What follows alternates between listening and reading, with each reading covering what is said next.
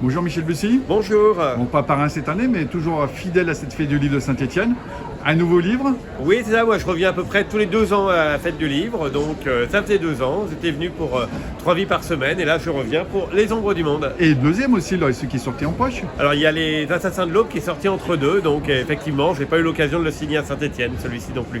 Bon, le Rwanda, je suis surpris, je ne pensais pas que vous alliez écrire sur un pays à l'étranger, mais comme formation en géographie, peut-être vous donnez l'idée d'aller plus loin, qu'on ouvre les horizons. Mais pourquoi le Rwanda ? Oui, moi j'étais professeur de géographie politique avant d'être écrivain, et le Rwanda fait partie des pays sur lesquels j'ai beaucoup travaillé en tant que chercheur, et notamment sur le génocide des Tutsis au Rwanda, qui est un des faits majeurs de l'humanité, puisque c'est un des 3 génocides reconnus par l'ONU. Ça s'est déroulé en 1994, donc c'est le dernier génocide que l'humanité ait vraiment connu de ce point de vue-là. Et donc moi j'avais depuis très longtemps envie de mêler une fiction, c'est-à-dire un roman, ce que je sais faire, c'est-à-dire un thriller, un roman policier, un roman d'aventure, un roman d'amour aussi, de secrets de famille avec beaucoup de twists. Donc on retrouve, j'espère, les ingrédients de mes autres romans, mais de greffer quelque part mon art du suspense à la grande histoire, et en particulier cette histoire du Rwanda qui est incroyable et qui est souvent très méconnue par les Français, alors que paradoxalement, les Français ont été très impliqués au Rwanda. Et donc ce qui me fait le plus plaisir, c'est quand les lecteurs me disent « on a dévoré ce livre en 2 jours, on ne pouvait plus le lâcher, c'était bouleversant ».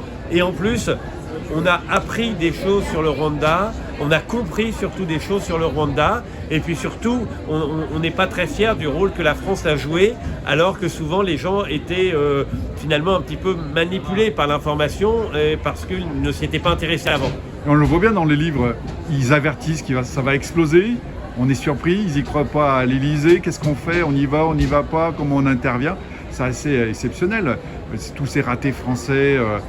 ils ne voient pas que le massacre arrive, on leur prévient, mais ça ne se passe pas comme ils veulent. Mais à la fin, moi, ce qui m'a étonné dans le livre, c'est comment on reconnaît un Tutsi, comment on reconnaît un Hutu. Ouais. Et que vous arrivez, vous faites une réponse un peu sibylline, où c'est pas possible de reconnaître, mais ils ne s'attendent pas. Oui, alors il y a plusieurs choses. D'abord, c'est vrai qu'il faut reconnaître que c'est un massacre des Tutsis par l'ethnie majoritaire, les Hutus, mais qu'il n'y a pas de différence entre les Tutsis et les Hutus. Ils parlent la même langue, ils prient le même Dieu, ils sont tous catholiques, et puis même physiquement, c'est très difficile de les reconnaître. Donc c'est une distinction arbitraire sur la carte d'identité. Donc ça, c'est unique dans l'histoire de l'humanité, d'avoir créé comme ça une différence entre eux dans un peuple, d'avoir coupé un peuple en deux, et finalement d'avoir fabriqué un bouc émissaire.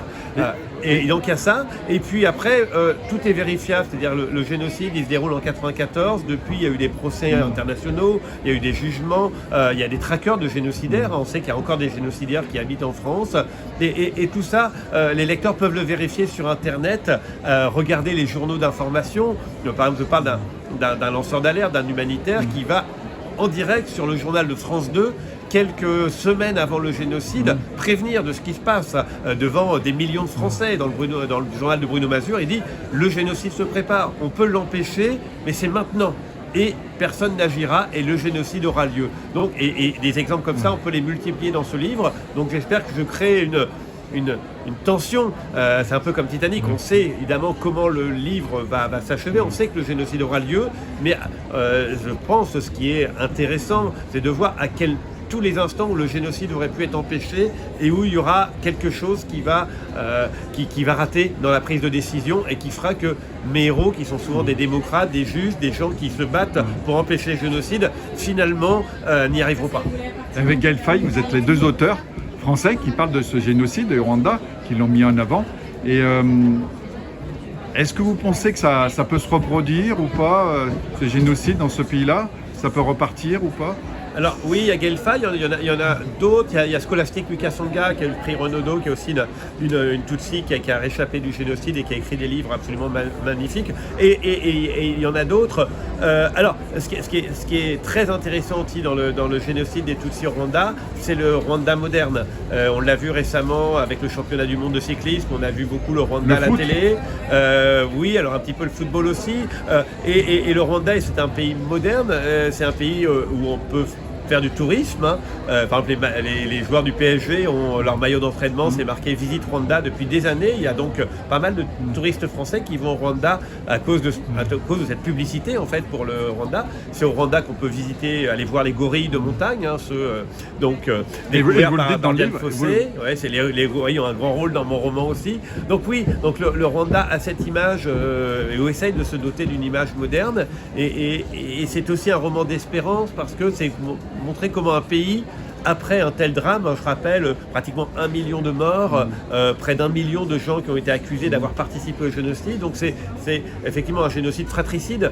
Et néanmoins, ce pays s'est reconstruit, ce pays a travaillé et sans pardonner, mais a réussi à vivre ensemble. Et ça, c'est grâce aussi, je l'espère, à ce qu'on a appris du passé, notamment le travail qui a été fait après le génocide au Rwanda s'est beaucoup inspiré de tout ce qui a été fait par la Shoah, des travaux comme ceux de Jean Asfeld. Enfin, il y a effectivement tout un travail sur la mémoire, sur la parole qui a été fait. Et ça, c'est quelque chose de très universel. C'est comment, après un génocide, deux peuples peuvent se réconcilier. Et évidemment, quand on pense à tous les conflits dans le monde, on se dit, il y a un conflit, le conflit s'arrête, parfois il y a un génocide, parfois il y a juste des crimes de guerre, mais il faut revivre après. Et comment on y arrive à vivre après et à installer une paix durable. Et ça, l'exemple du Rwanda, c'est le pire de ce qui a pu se passer dans l'humanité. C'est aussi un exemple de reconstruction. Une autre question qui est un peu plus proche, moins loin que le Rwanda. On a vu à la télévision une de vos œuvres qui était adaptée. Comment ça se passe? Est-ce que c'est pour vous une consécration ou alors c'est une façon différente de travailler? Oui, c'est une façon, enfin c'est à la fois les deux, c'est une consécration, c'est une façon différente de travailler. Il faut bien voir, par exemple, la série Rien ne t'efface, c'est à peu près, c'est plus de 3 millions de personnes qui la regardent en direct, c'est plus d'1 million de personnes qui la regardent en replay, donc c'est assez énorme, ça fait 4 ou peut-être 5 millions de gens qui vont regarder la série. Donc même sur un best-seller, quand j'en vends 500 000, c'est quand même 10 fois moins que de gens. Donc, et ça fait des nouvelles ventes, j'imagine. Alors ça fait un petit peu de nouvelles ventes, bien sûr, même si c'est pas forcément les mêmes gens. Souvent mes lecteurs me disent, j'en vois beaucoup là à Saint-Étienne, ça se passe en Auvergne, donc on est voisins. Il y a beaucoup de gens qui connaissent très très bien le lac Pavin, le Puy de Sancy, et qui me disent ah non, moi je regarde jamais les séries quand j'ai lu un livre parce que je suis déçu. Et puis les gens qui ont regardé la série ne sont pas forcément toujours des lecteurs. Donc, mais oui, c'est une consécration parce que c'est incroyable d'avoir des personnages de mes romans qui vont devenir comme ça, qui vont être interprétés par des acteurs absolument formidables, comme dans la série. Gwendoline Amon, par exemple, qui incarne mon héroïne. Donc, non, bien sûr, c'est une consécration. Après, j'ai pas la main sur tout. Bien sûr, il faut laisser travailler les scénaristes. Le réalisateur fait ses choix. La production fait ses choix. TF1 aussi a des choix. Donc, au final, je suis un peu le dernier à pouvoir donner mon avis une fois que j'ai vendu le livre, mais néanmoins, moi, je ne fais pas la fine bouche. Je sais qu'il y a beaucoup de gens qui ont beaucoup aimé cette série.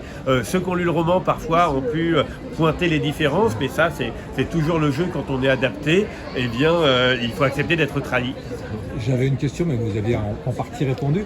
J'avais envie de vous demander quel était le pourcentage de votre travail dans cette série. C'est très peu, finalement. Alors, moi j'amène vous êtes crédité au générique. Oui, bien sûr, j'amène le roman. Alors après, ce qui se passe très concrètement, ce qu'on définit, ce qu'on appelle une bible, c'est-à-dire qu'on travaille avec les scénaristes au départ sur ce que je veux absolument garder et ce que j'accepte de lâcher en fait. Et c'est à travers cette bible après que les scénaristes peuvent travailler. Donc là, on a dès le départ, les scénaristes m'ont dit, il y a des personnages qu'on ne peut pas garder, il y a des twists dans le roman, des rebondissements qu'on ne va pas pouvoir garder parce que ça marche dans le livre, on ne pourra pas les montrer à l'écran.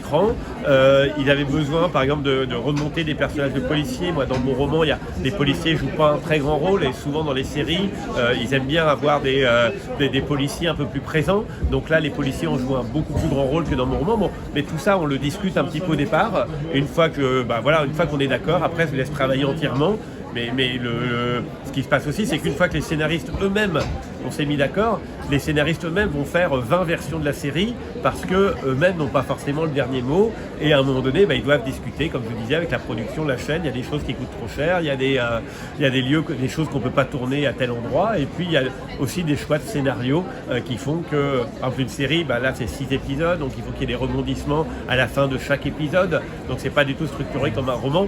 En général, moi, dans mes romans, j'essaie de retenir retenir la vérité le plus longtemps possible pour que le lecteur ait dans les dernières pages la résolution de l'énigme. Et c'est vrai que souvent sur une série télé, il faut que les gens puissent revenir la semaine d'après, donc il faut lâcher un certain nombre d'informations un peu plus tôt que dans un roman. En tout cas, c'est comme ça que s'organisent souvent les séries télé, et on ne peut pas faire tout dire dans le dernier épisode. Donc voilà, donc du coup ça force les scénaristes à dire ça on va le révéler un peu plus tôt que dans un roman. La mécanique est légèrement différente donc.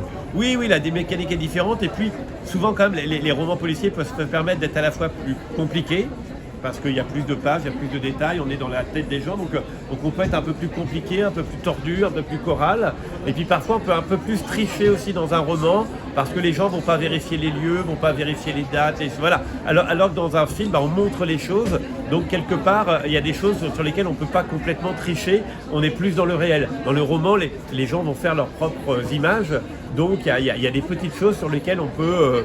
on peut jouer justement sur l'écart entre ce qu'on écrit et ce que les gens vont imaginer.